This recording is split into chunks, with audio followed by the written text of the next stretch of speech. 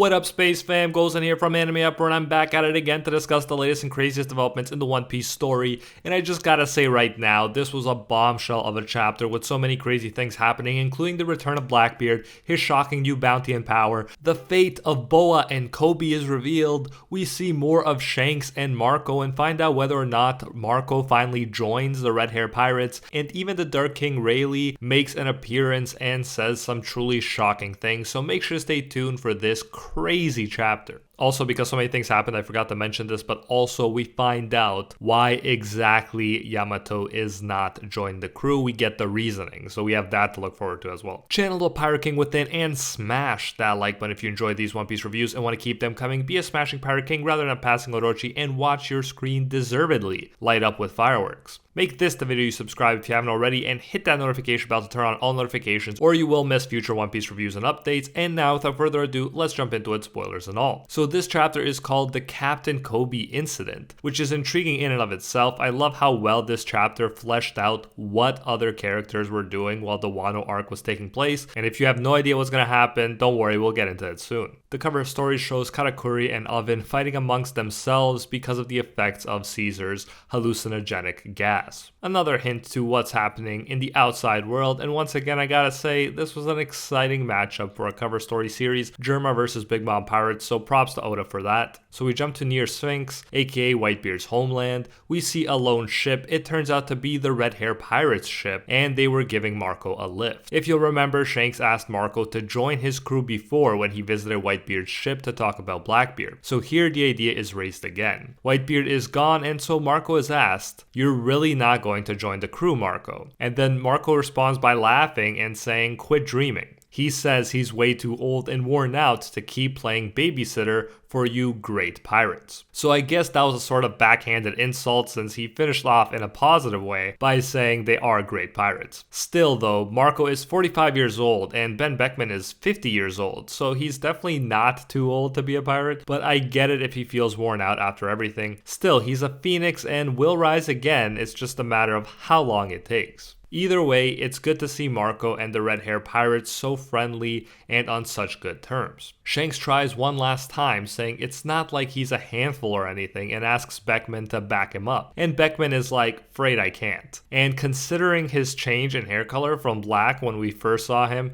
to all gray or even all white at this point, you can see that it definitely hasn't been carefree living for him. I mentioned that he looked worn out last time we saw him, so Marco probably made the right choice, although other carefree characters like Lucky Roo seem to laugh everything off and don't really appear to age that much. Marco though is definitely more similar to Beckman in personality.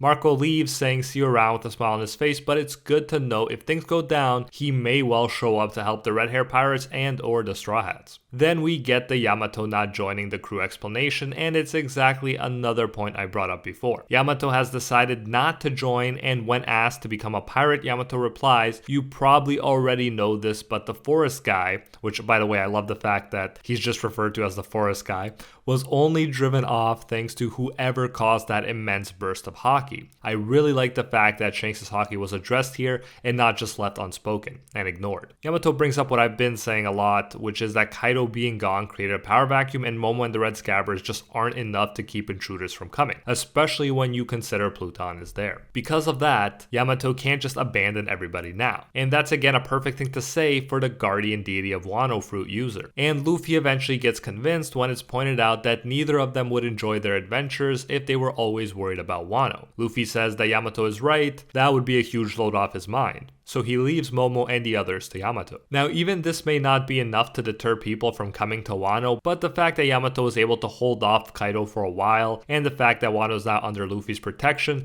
makes me more okay with them leaving Wano and expecting things to be okay. Now, in theory, Yamato could help hold back a strong opponent and give Luffy and his crew more time to respond to the threat if possible. Either way, I think Yamato staying makes a lot of sense, as you know if you've listened to our latest One Piece podcast episode, link in the description, and I really don't have a problem with it, even if having a mythical wolf god fruit on the crew would be very cool, and yes, there was a pun there. I love how Zoro adds here that Yamato should be careful since Momo has a lot of pride. Zoro says not to wound it. It's a small moment moment, but one of many that show how close Zoro and Momo got in a swordmaster and student sense. We saw a similar moment recently when Momo rushed into a room excited asking Zoro to teach him something new, only to be devastated when he found out that they had already left. During this flashback, we also see Marco saying there is a ship nearby that'll give him a lift, so he'll head off. This, of course, is the red hair ship. Luffy finally thanks Marco for saving him during the Marineford arc, which is a nice moment and I'm glad we got that. And it's made even nicer when Marco comments that he's sure Ace would be proud to see how far Luffy has come. You gotta love Luffy's big bright grin here.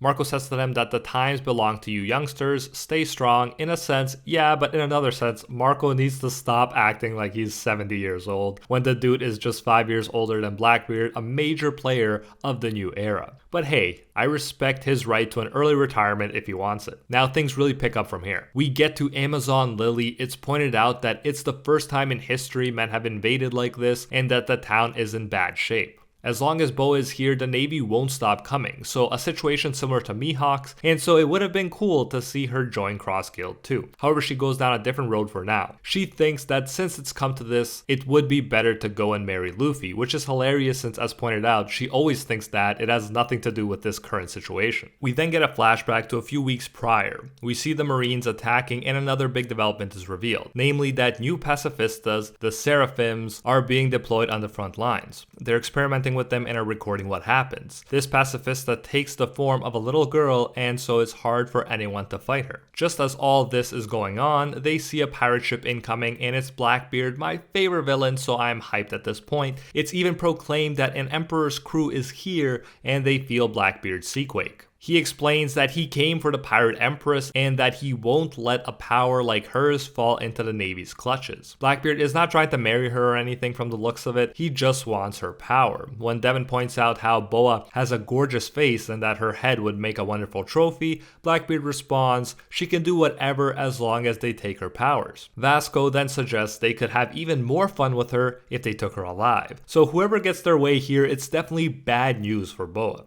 It's funny how the Marines are waiting to see if they can engage Blackbeard, while Blackbeard just says he's not here for them fleas and deals with them with one wave of his Gura Gura no Mi hand. Then we even see Koby join the battle, which is adding to the hypeness of this flashback. He says he's not surprised by Blackbeard's appearance since he knew other pirates would want a piece of the former warlords. Koby says they are not looking for a fight. If Boa surrenders herself, he promises they'll leave immediately. It's probably not such a bad offer if you think about what Blackbeard would do to her. Nevertheless, it's pointless. Boa says she'll never submit to another's captivity, which must be that Conqueror's hockey personality coming through. It looks like Boa is preparing to use her powers when Blackbeard's crew starts being taken down by a new pacifista. They say nothing phases the thing and Blackbeard is shocked to see the white hair, brown skin, and black wings. It's clear that the Marines use Lunarian godly genes to help make these pacifistas all the more powerful.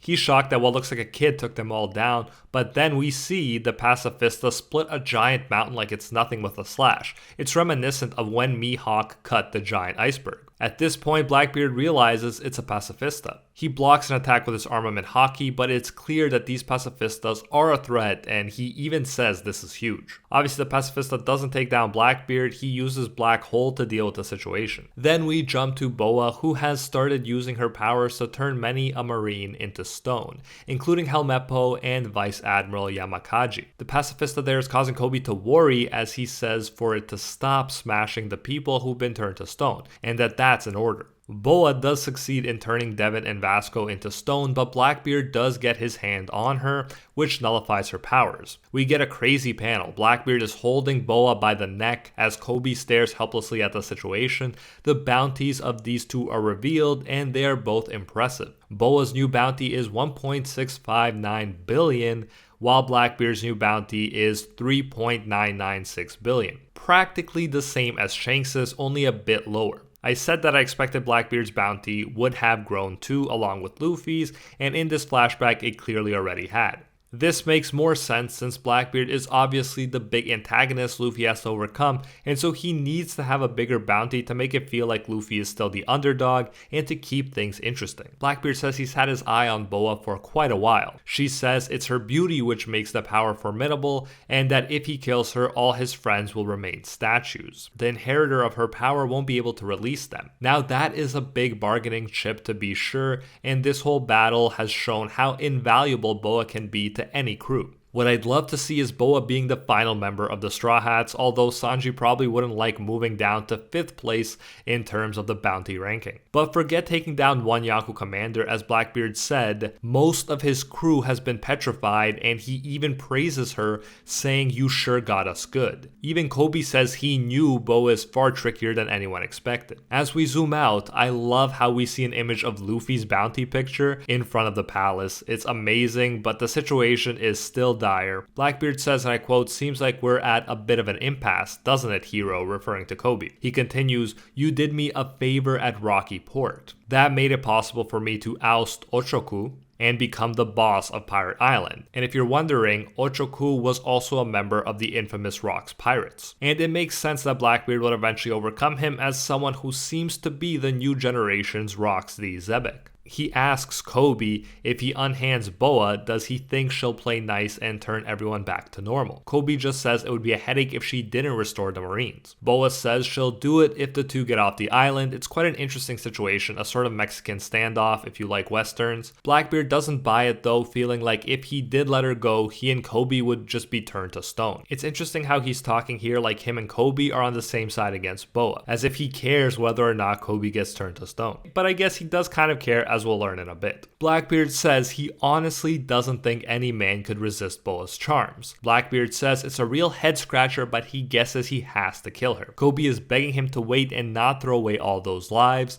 but strategically Blackbeard's decision makes sense. Yeah, he could lose crew members, but he'll continue to live, and in this case, like in chess, the king is the most important. However, if he lets her go in the naive hope that she might return his crew, it could easily mean the end of his life. He'd be powerless and his fate would be entirely in her hands. But just then, Rayleigh shows up to Blackbeard's shock and really to everyone's shock. He apologizes to Boa for his lateness, and everyone is just awed by his greatness. I told you, how insane is this chapter? Oda really delivered here. I love how he refers to Yonko Blackbeard too. He just says Whitebeard's old apprentice, huh? I know it's immature to admit this, he says, but I really don't like you. I love the fact that he just calls him Whitebeard's old apprentice like he's a kid at a grown-up table. The Pirate King's right-hand man showing up also freaks out Koby as well. His eyes pop out as if Luffy was using his toon powers on him. Interestingly enough, the Dark King decides to enforce a compromise where the people turned to stone are released, and he will ensure that this de-escalates without issue.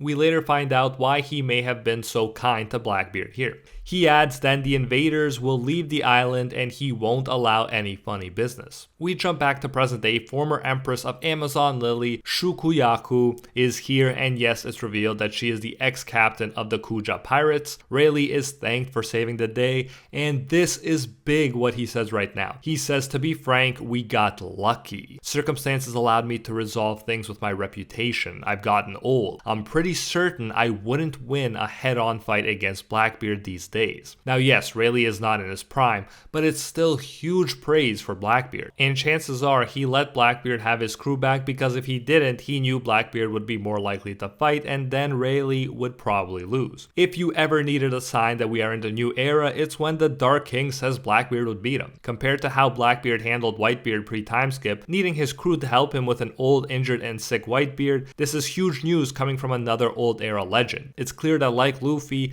Blackbeard got a lot stronger during the time skip. The pacifists are then brought up, and it's noted that they had no scratches on them after everything that happened, and that one of them looked like Boa when she was a kid. So not only is the Lunarian stuff being used, they're also using Boa's beauty to their advantage. And like I mentioned, there was one that launched an attack reminiscent to Mihawk's Slash. So it seems like they're using old warlord powers and putting them into these pacifistas. But I never really get that excited about pacifistas because I feel like they can't compare to strong human characters and never will. But here Oda is definitely spending a significant amount of focus and time on hyping them up. Clearly the Marines made these guys to be at least warlord level to replace the old warlord system. And yes, warlord level doesn't mean much because it varies a lot depending on the warlord, but you get what I mean. Mihawk still better be able to wreck them all the same. That's all I'm saying. Then finally, we find out that Blackbeard didn't actually leave empty-handed. Captain Koby, the hero of the Rocky Port incident, has been abducted by one of the 4 emperors, Blackbeard. His current status is unknown. We're told word spreads across the world, and you know the Straw Hats will find out about this soon as well. This is what makes Blackbeard such an interesting villain. Even when he loses, he wins. It looked like he had to walk away empty-handed, but he turned it around and got another huge bargaining chip to work with. And all I'm thinking is, wow, Blackbeard is doing a great job of making Luffy hate him. Obviously, he's to blame for the Ace stuff, and there was already a lot of reasons for Luffy to dislike him, but Blackbeard just keeps giving him more reasons. Like, just imagine when Luffy hears how he handled Boa and then how he kidnapped Koby. This rivalry is heating up big time right now, and I would be very surprised if Blackbeard doesn't play a bigger part in this arc. But channel the Pirate King within and smash that like button if you enjoyed this video and want to keep the reviews coming. Always be a smashing Pirate King rather than passing Orochi, and YouTube will reward you by sending fireworks from Wano straight to your screen. Give it a shot, it actually works. I gotta say, I love this chapter. Let me know your thoughts on everything, including Blackbeard's plan with Koby, his new bounty, his new power, and so on. I'm so excited. And while you wait for the next chapter to drop, feel free to check out my huge and growing One Piece playlist that includes all Mythical Zone users, all admirals, a 1-hour video on Shanks, and much more. Link to that is in the description and on screen right now. And until next time, see ya, Space Cowboys.